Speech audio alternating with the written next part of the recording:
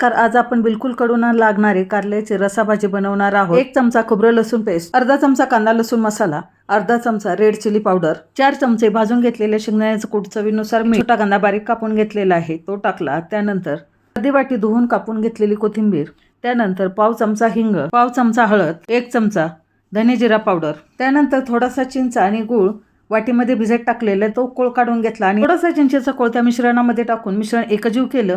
कारल्याच्या फोडी 2 ते 3 पाण्याने धुवून घेतल्या म्हणजे कडू होत नाहीत आणि सर्व मिश्रण वांग्यात भरतो त्याप्रमाणे भरून घ्यायचं। 2 चमचे तेल टाकलं, जिरे मोहरी कढीपत्ता टाकून भरून घेतलेली कारली टाकायची। कारली थोडीशी परतल्यानंतर चिंचेचा कोळ टाकायचा, चिंचेच्या कोळामध्ये शिजवायचा आहे आणि एक्स्ट्रा पाणी टाकायचं असेल तर तुम्ही याच वेळी आणखी पाणी टाकायचं।